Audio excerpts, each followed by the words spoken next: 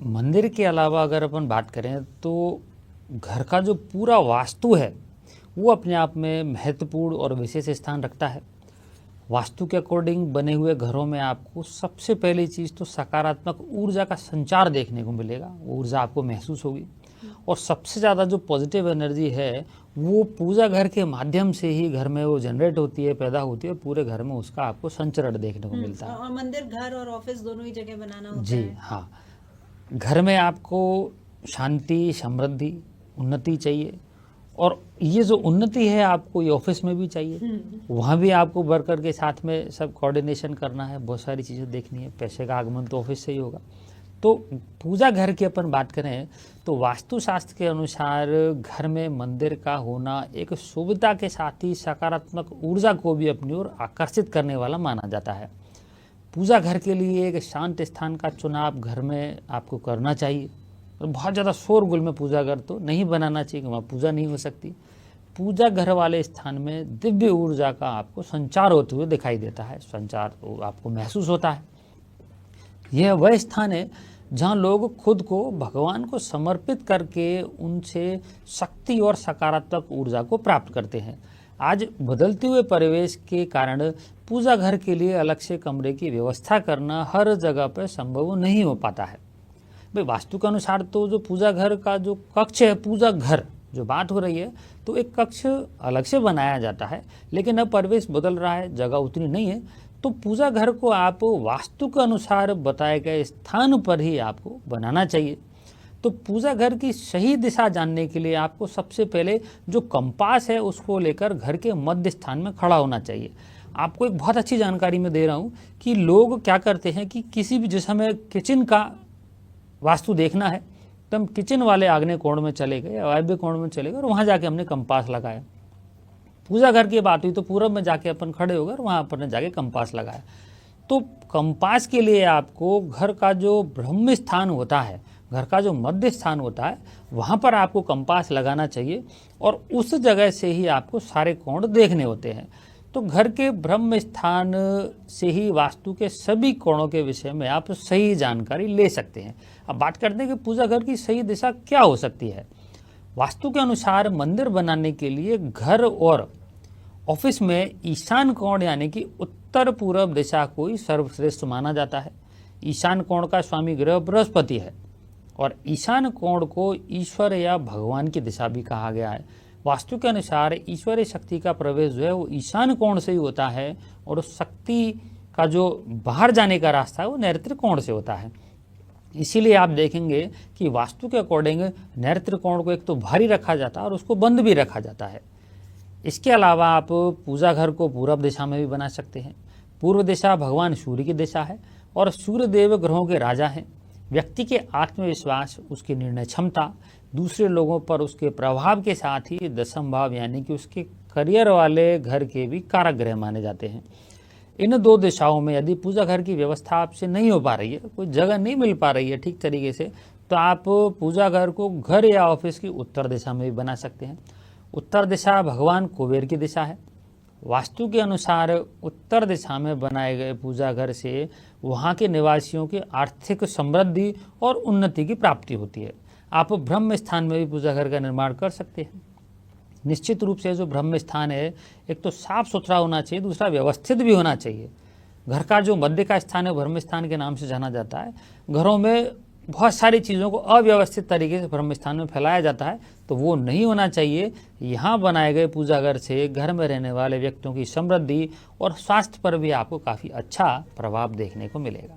ये तो आपने बता दिया कि पूजा घर किस दिशा में होना चाहिए, लेकिन क्या कोई ऐसी एक दिशा है कि वहां पर तो पूजा घर बिल्कुल नहीं होना चाहिए? क्योंकि अगर उस दिशा में अगर पूजा करते हैं हम, वहां पर अगर मंदिर होता है तो उस पूजा का प्रतिकूल प्रभाव पड़ता है, नकारात्मक चीजें जो है वो जीवन में आती हैं। और इसी के साथ साथ ये भी बता दीजिए कि पूजा करने के लिए भी कोई दिशा होती है कि हमें किस दिशा में कैसे बैठना है और किस तरीके से पूजा करनी है? जी, ये आपका बड़ा ही महत्वपूर्ण प्रश्न है, क्योंकि अक्सर लोग इस चीज़ को लेकर कंफ्यूज रहते हैं कि भगवान जी के मुख को देखना है या हमारे मुख को देखना है दिशा के अकॉर्डिंग। तो बड़ा एक अच्छा प्रश्न है। तो बात करें कि पूजा किस तरफ मुँह करके अपने को करनी चाहिए, तो पूजा घर में पूजा करते समय निश्चित रूप से जो व्यक्ति का मुख है वो पूर्व दिशा में होना चाहिए। पूर्व दिशा के अलावा आप उत्तर दिशा में भी अपना मुख करके पूजा कर सकते हैं। पश्चिम दिशा में मुख करके पूजा करने के बहुत अच्छे शुभ परिणाम देखने को नहीं मिल पाते हैं। और जातक को कभी भी दक्षिण दिशा की ओर मुख करके पूजा नहीं करनी चाहिए, क्योंकि इस दिशा में की गई पूजा आपको कभी भी शुभ परिणाम नहीं दे पाएगी। तो ये प्रश्न क्लियर हो जाना चाहिए कि जब हम पूजा करते हैं तो जो हमारा मुख है वो या तो पूर्व दिशा की ओर होगा या फिर वो उत्तर दिशा की ओर होगा। अब बात करें मंदिर के लिए जो प्रतिकूल दिशाएं हैं वो कौन सी हैं या फिर किन दिशाओं में आपको मंदिर बनाने से बचना चाहिए। तो सबसे पहले दक्षिण दिशा। वास्तुशास्त्र के अनुसार घर और ऑफिस में पूजा घर को दक्षिण दिशा में रखना अशुभ माना जाता है, वहाँ शुभता की कमी देखने को मिलती है। इसी प्रकार से देवी देवताओं की जो मूर्तियां हैं अथवा उनकी जो तस्वीरें हैं वो भी दक्षिण दिशा में आपको नहीं लगानी चाहिए, क्योंकि दक्षिण दिशा है वो पितरों की दिशा मानी गई है और इस जगह देवी देवताओं की जो स्थापना है वो अशुभ परिणाम देने वाली हो सकती है। दूसरी दिशा की बात करें तो दक्षिण पूर्व की जो दिशा है, जिसको कि आग्नेय कोण के नाम से जाने जाता है, तो आग्नेय कोण में भी पूजा घर का निर्माण आपको नहीं करना चाहिए, क्योंकि इस जगह अग्नि तत्व की प्रधानता रहती है और यह जो दिशा है वो आपके किचन की यानी कि रसोई घर की है। इसके स्वामी अग्निदेव हैं और इसका जो ग्रह है वो शुक्र को माना गया है। इस दिशा में अगर आप रसोई घर का निर्माण करते हैं तो आपको बहुत सकारात्मक परिणाम देखने को मिलेंगे। वास्तु के अनुसार अग्नि कोण में पूजा घर बनाने से आर्थिक समस्याओं का आपको सामना करना पड़ सकता है। इसके साथ ही कुछ स्वास्थ्य को लेकर भी आपको परेशानी देखने को मिल सकती है। अब आगे बात करें कि दक्षिण पश्चिम दिशा। वास्तु के अनुसार दक्षिण पश्चिम जो दिशा है वो पूजा के लिए काफ़ी खराब दिशा मानी गई है, क्योंकि इसे नैऋत्य कोण बोलते हैं और नैऋत्य कोण का जो स्वामी ग्रह है वो राहु को माना गया है।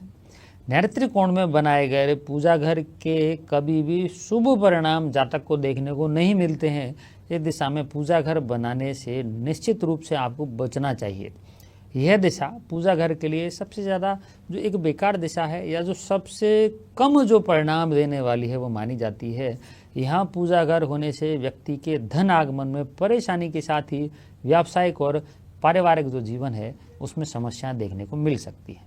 पूजा घर बन गया है, किस दिशा में होना चाहिए ये हमें पता चल गया है, लेकिन अब हमें आप ये भी बता दीजिए कि जब पूजा घर में हम किसी मूर्ति की स्थापना करते हैं देवी देवता की, तो वो स्थापना किस प्रकार से की जाए उसके भी कुछ नियम होते होंगे। और साथ ही साथ एक सवाल मेरा ये भी है, मैंने ही सुना है कि मंदिर में, घर के मंदिर में मूर्ति की स्थापना आप तभी करें उसी सुनिश्चितता के आधार पर जब आप उस घर को अगर बंद करके जा रहे हैं तो किसी एक ना एक व्यक्ति को वहां पर छोड़े, क्योंकि मूर्ति अगर स्थापित हुई है तो दोनों समय पूजा होनी बेहद आवश्यक हो जाती है। इसलिए लोग शायद ज़्यादातर मूर्ति स्थापना की बजाय तस्वीरें लगाना पसंद करते हैं। ये सवाल भी है मेरा। हाँ, देखिए आपका जो प्रश्न है, तो जो मूर्ति की स्थापना है उनकी स्थापना में प्राण प्रतिष्ठा अगर हो रही है तो फिर विधिवत तरीके से पूजा करना आवश्यक रहता है। तो इसीलिए लोगों को कहा जाता है कि आप जो मूर्तियां हैं उनकी प्राण प्रतिष्ठा अगर संयमित तरीके से पूजा पाठ नहीं कर सकते हैं तो फिर आपको उनसे बचना चाहिए। फिर मूर्ति के बहुत सारे नियम हैं जिनकी अपन चर्चा कर लेते हैं कि भाई कितनी बड़ी हो, किस तरीके से हो। तो पूजा घर में मूर्तियों की स्थापना से मंदिर की शोभा बढ़ती है और घर में आपको सकारात्मक ऊर्जा का संचार महसूस होता है। पूजा घर में हमेशा छोटे आकार की मूर्तियां ही रखें। आदर्श रूप से आप 6-7 इंच तक की जो मूर्तियां हैं वो लगा सकते हैं। कई लोग बहुत बड़ी बड़ी मूर्तियां पूजा घर में लगाते हैं, घरों में लगाते हैं, तो वास्तु के अकॉर्डिंग वो बहुत ज़्यादा शुभ नहीं मानी जाती है। इससे बड़ी जो मूर्तियां हैं आप 6-7 इंच से, इनसे आपको बचना चाहिए। मंदिर की स्थापना के समय यह भी ध्यान रखें कि उसे थोड़ी आपको ऊंचाई पर बनाना चाहिए। ऊंचाई से मतलब कि पूजा घर में विद्यमान जो मूर्तियां हैं उनका जो पैर है वो भक्त के लगभग सीने तक आपको या सीने के आसपास आपके वो दिखाई दें। मूर्तियां एक दूसरे से बिल्कुल सटाकर भी नहीं रखनी चाहिए। पॉजिटिव जो एनर्जी है उसका संचार विधिवत तरीके से होता रहे, व्यवस्थित होता रहे, तो थोड़ी सी उनमें गैप बना के रखें। वास्तु के अनुसार पूजा घर में मूर्तियों को एक दूसरे से एकदम आमने सामने भी नहीं रखना चाहिए। जैसे एक इधर मूर्ति है, जस्ट बिल्कुल सामने मूर्ति है, तो आमने सामने भी आपको रखने से बचना चाहिए। मूर्तियों को व्यक्ति के मुंह की तरफ ही रखना चाहिए। जो जातक है पूजा कर रहा है तो मूर्तियों का जो मुख है वो जातक के मुख की तरफ ही आपको दिखाई दे। मूर्तियों की स्थापना भी आपको शुभ मुहूर्त में ही करना आवश्यक है। मूर्तियों की पीठ भी पूजा करते वक्त भक्तों को दिखाई नहीं देनी चाहिए। मंदिर को कभी भी सीधे जमीन पर स्थापित नहीं करना चाहिए। ध्यान रखें कि मंदिर की जो स्थापना है वो थोड़ी सी ऊंचाई पर आपको देखने को मिले। इसी प्रकार से आप लकड़ी का मंदिर बना रहे हैं तो शीशम की लकड़ी का प्रयोग कर सकते हैं। पूजा घर में आपको हनुमान जी की जो मूर्तियाँ वो दक्षिण मुखी आप रख सकते हैं। अक्सर देखने में आता है कि व्यक्ति कई सारी मूर्तियाँ या तो कई सारी तस्वीर एक ही देवी देवता की स्थापित कर लेते हैं, तो उससे भी आपको थोड़ा सा बचना चाहिए। अपने घर के मंदिर में मूर्तियों को वस्त्र पहना कर ही रखना चाहिए और वस्त्र धारण कराते समय उनकी शुभता का भी आपको ध्यान रखने की आवश्यकता है। मूर्तियों को बिल्कुल दीवार से सटाकर नहीं रखें। पूजा करते समय आपको आसन का प्रयोग करना चाहिए। जमीन पर आपको बैठकर पूजा नहीं करना चाहिए। और एक पूजा घर में आपको जो मालाएं हैं वो भी प्रतिदिन बदलनी चाहिए। पूजा घर को कभी भी अपने शयन कक्ष में नहीं बनाना चाहिए। इसी प्रकार से पूजा घर को कभी भी सीढ़ियों के नीचे भी आपको नहीं बनाना चाहिए। ऐसे सकारात्मक ऊर्जा में आपको कमी देखने को मिल सकती है। इसी प्रकार से घर में आप किसी बीम के नीचे भी पूजा घर बनाने से बचना चाहिए आपको। और आपको भी किसी बीम के नीचे बैठकर पूजा नहीं करनी चाहिए। वास्तु के अनुसार बीम के नीचे पूजा घर होने से या फिर बैठकर पूजा करने से एकाग्रता प्रभावित होती है और आपको शुभ परिणामों में निश्चित रूप से जो है वो कमी देखने को मिलेगी। और रात्रि में आपको जो पूजा घर है उसके पर्दों को भी आपको ढक देना चाहिए।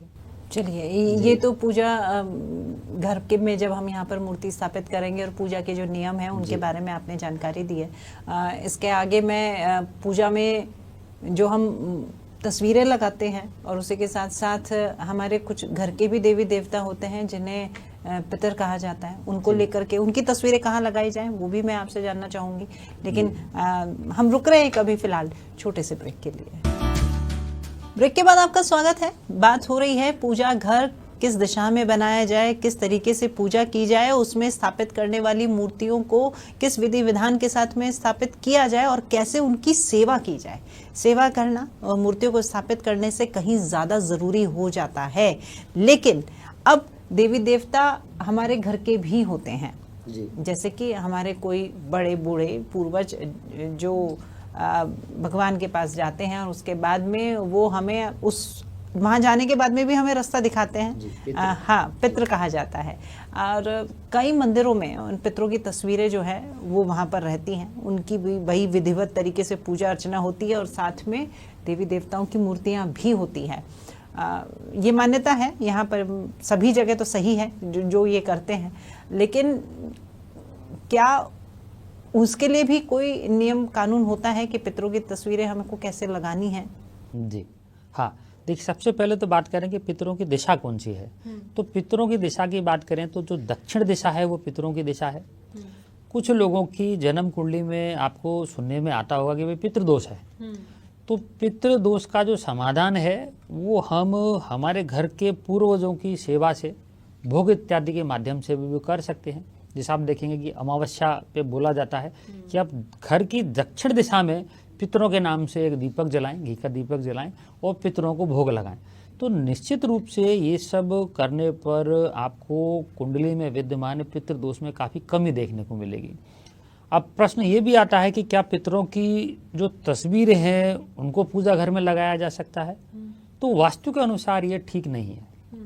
आपके लिए घर में पितरों का एक व्यवस्थित स्थान है, आप दक्षिण दिशा उनके लिए मानी गई है, तो पितरों की जो तस्वीरें हैं आपको दक्षिण दिशा में लगाना चाहिए।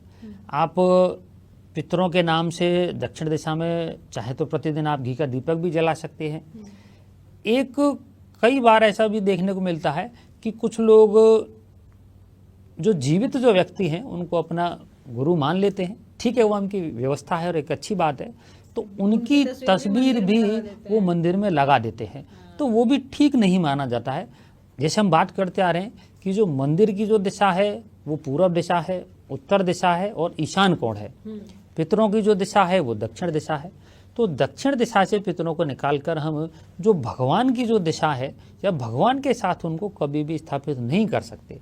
अगर ऐसा किया जाता है, कई सारे घरों में देखने को मिलता है, तो जहाँ तक है आप एक चीज़ कॉमन रूप से देख सकते हैं कि वहाँ पर आपको जो पारिवारिक जो सामंजस्य है या रिश्तों में जो आपको एक समानता जो देखने को मिलेगी, तारतम्य देखने को मिलेगा, उसमें निश्चित रूप से थोड़ी बहुत परेशानी या कमी का आपको सामना करना पड़ेगा।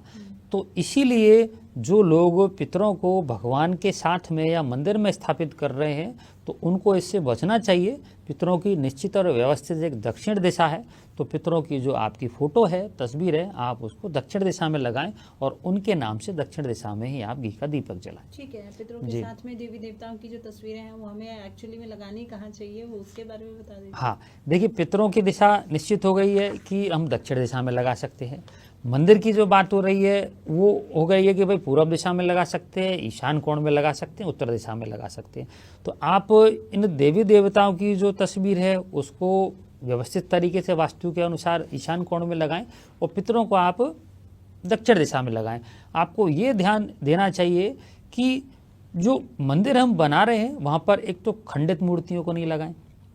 कई बार कुछ तस्वीरें टूट जाती है, उनके शीशे टूट जाते हैं, गिर जाती है, तो उनको ही वहाँ पे वापस लगा देते हैं, तो इससे आपको बचना चाहिए। एक कुछ तस्वीरें फट जाती हैं या बहुत ज़्यादा पुरानी हो जाती हैं, गल जाती हैं, तो उनको भी पूजा घर में स्थापित नहीं करना चाहिए। तो आप व्यवस्थित तरीके से पितरों की दिशा का स्थान दें और जो घर के जो अपने पूजनीय जो देवी देवता हैं बहुत सारे, उनको आप ईशान कोण में स्थान दे सकते हैं। जी ठीक है। और पूजा घर में हम पूजा की तमाम वस्तुएं रखते हैं। मुझे लगता है कि जो पूजा घर होता है उसमें नीचे एक अलग से खास अलमारी बनाई जाती है, पूजा सामग्री जो होती है वो सारी वहाँ पर रखी जाती है। आपका घी हो गया, हवन सामग्री होती है, वो तमाम एक स्टोर बना दिया जाता है। क्या वो स्टोर बनाना चाहिए वहाँ पर वहीं उसी के नीचे, या फिर उसके लिए कोई अलग व्यवस्था साइड में करनी चाहिए? वो भी मेरे मन में सवाल था। जी, देखिए, मैं सामान्य रूप से बताऊं कि मैं कुछ दिन पहले एक वास्तु का मेरे पास एक वीडियो आया था, तो मैंने देखा कि पूजा घर को घर के बीच में बनाया हुआ था, अलमारी कोण ठीक था, उस अलमारी के ऊपर 3 बड़ी अलमारियाँ और थी और वो तीनों ही बहुत बड़ी फाइल और मोटी मोटी किताबों से वो भरी हुई थी और उनके नीचे पूजा घर बना हुआ था। दब गया। हाँ, तो ये जरूर ध्यान रखें कि पूजा घर जो हम बना रहे हैं तो एक उसके ऊपर बहुत ज़्यादा वजन वाली चीज़ें नहीं हो। पूजा घर आपने देखा हो, जैसे मंदिरों की आप आकृति देखेंगे तो मेहराब वाली होती है, तो नीचे से जो ऊर्जा उत्पन्न होती है वो ऊपर जाके रुकती है और फिर सब जगह वापस आके वो फैलती है, इसीलिए उनको मेहराब में इस तरीके से बनाया गया था। कई बार ऐसा करते हैं लोग कि पूजा घर में बनाया और उसके ऊपर जो लकड़ी की व्यवस्था रहती है वहाँ पे बहुत सारी चीज़ों को रख देते हैं, तो उनको भी रखने से बचना चाहिए। आपको पूजा घर में व्यवस्थित तरीके से उन्हीं ग्रंथों को रखना है जिनको आप पढ़ रहे हैं, ठीक है, लगातार पढ़ रहे हैं। बहुत सारी पूजा की चीज़ों को अपने को नहीं रखना चाहिए। ये भी सवाल आपने बहुत अच्छी बात कही है। आरती की किताबें और आजकल ये दान करने का बड़ा वो रहता है कि कोई कहीं पे गया है, वो लेकर के आया कि लो आप देना, और घर में आरती एक ही किताब से हो रही है लेकिन 8 से 10 अलग अलग किताबें वहां पर रखी रहती हैं। भगवत गीता जरूर मिलेगी, रामायण जरूर मिलेगी, है ना, और कई स्रोत ऐसे होते हैं जो कि सब पढ़ना चाहते हैं लेकिन पढ़ने के काम नहीं आते हैं, बस वो वहाँ पर जमे हुए रहते हैं। हाँ, तो यही कि जो आप प्रतिदिन पढ़ रहे हैं तो उनको आप पूजा घर में रखिए। बाकी के कुछ ऐसे ग्रंथ हैं, बहुत सारे ग्रंथ हैं, जैसे आपने बोला कि रामायण इत्यादि जो भी ग्रंथ हैं, बहुत सारे स्तोत्र सूक्त हैं, वेद वगैरह भी कुछ लोग पढ़ते हैं, तो उनको आप पूजा घर जो ईशान कोण में बनाया है आपने, तो उसके उत्तर या पूर्व दिशा में आप उनको रख सकते हैं इसी अलमारी के माध्यम से। और आपको ये भी ध्यान रखना चाहिए कि उस ईशान कोण में या उत्तर या पूर्व में बहुत सारी किताबों को या कोई वजन वाली चीज़ को भी आपको रखने से बचना चाहिए, क्योंकि ये भी आपको एक दोष उत्पन्न होगा। आप पूजा घर में घंटी का प्रयोग करें, इससे पॉजिटिव एनर्जी जनरेट होती है, ठीक है। पूजा शंख बहुत अच्छा होता है, जी, हाँ, शंख बहुत अच्छा होता है, उसको आप उसका प्रयोग करें, उससे आपको पॉजिटिव एनर्जी देखने को मिलेगी।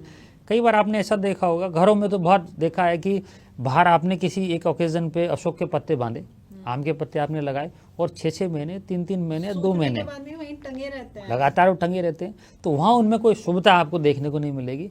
कई बार बहुत सारे लोग, जैसे गणेश जी हैं, उनके ऊपर आपने एक माला पहनाई तो हर बुधवार को वो चेंज होती है ना। तो ऐसा नहीं होना चाहिए। सूखे हुए जो पुष्प हैं या जो आपके जो बासी हो चुके जो फूल हैं उनका पूजा घर में कभी प्रयोग नहीं होता है। तो आप जब फूलों का प्रयोग कर रहे हैं तो उनको प्रतिदिन बदलें, या फिर आप अगर जैसे बुधवार से बुधवार आपका चल रहा है तो बुधवार को आप माला पहनाइए, फिर नेक्स्ट डे आप उसको उतार दीजिए, फिर आप नेक्स्ट जो बुधवार है आप उसको पहना सकते हैं। आप इसका ध्यान रखें।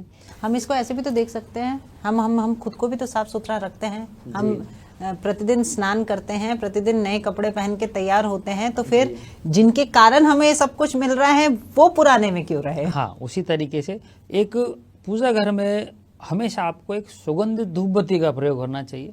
आप बांस रहित अगरबत्ती का भी प्रयोग कर सकते हैं, क्योंकि आज तो वैसे बहुत सारी अगरबत्तियां जिनमें बांस का प्रयोग नहीं हो रहा है, बहुत एक अच्छी लकड़ी का प्रयोग हो रहा है, तो आप वो कर सकते हैं। सुगंधित जो धूप बत्ती इत्यादि है उसका प्रयोग करने से निश्चित रूप से उस घर में सकारात्मक आपको ऊर्जा देखने को मिलेगी, लोगों का मन शांत आपको देखने को मिलेगा, और आप खुद भी महसूस करेंगे कि आपका खुद का भी जो मन है वो पूजा में लग रहा है। अब मन शांत करने की बात कर रहे हैं तो अब ये भी बता दीजिए, एक अंतिम सवाल आपसे, कि पूजा घर में ऐसी कौन सी चीजों का हम प्रयोग करें जिससे सकारात्मक ऊर्जा और ज्यादा बढ़े, और ऐसी क्या कोई विशेष मूर्तियां हैं जो हमें पूजा घर में नहीं लगानी चाहिए। बहुत अच्छा प्रश्न है। देखिए, पूजा घर में पॉजिटिव एनर्जी के लिए सारी चीज़ें हैं। आपकी जो धूप बत्ती है, शंख है, घंटियां हैं, ये सारी चीज़ें आप कर सकते हैं प्रयोग। आप श्रीयंत्र का प्रयोग कर सकते हैं, पॉजिटिव एनर्जी आपको देखने को मिलेगी। मेन प्रश्न आपका ये है कि किन मूर्तियों को आपको लगाने से बचना चाहिए। तो पूजा घर में भगवान शिव के रुद्र यानी कि नटराज की मूर्ति को स्थापित करने से आपको बचना चाहिए, क्योंकि इसमें भगवान जो शिव है वो क्रोधित अवस्था में दिखाई देते हैं। तो नटराज की मूर्ति को घर में स्थापित करने से पारिवारिक जीवन में थोड़ी आपको शांति में कमी देखने को मिल सकती है। इसी प्रकार से घर के मंदिर में शनिदेव की मूर्ति भी आपको स्थापित नहीं करनी चाहिए। इसके साथ ही राहु और केतु की मूर्ति को भी घर में स्थापित करने से आपको बचना चाहिए। वास्तु के अनुसार इस प्रकार के जो देवता है या जो ग्रह हैं उनको बाहर स्थित मंदिरों में ही उनकी पूजा करनी आवश्यक होती है। पूजा घर वाले स्थान पर कभी भी हिंसक जानवर और हिंसक कलाकृतियों का भी आपको प्रयोग नहीं करना चाहिए। वास्तु के अनुसार पूजा घर में एक ही प्रकार के देवी देवताओं की कई सारी जो मूर्तियां हैं उनको भी लगाना शुभ नहीं माना जाता है। इसी प्रकार से पूजा घर में कभी टूटी हुई मूर्तियां और फटी हुई तस्वीर भी आपको नहीं लगाना चाहिए। पूजा घर में कभी भी आपको चमड़े की वस्तु का भी प्रयोग करना नहीं चाहिए। वास्तु के अनुसार इस प्रकार की वस्तुओं का जो प्रयोग है वो अशुभ माना जाता है।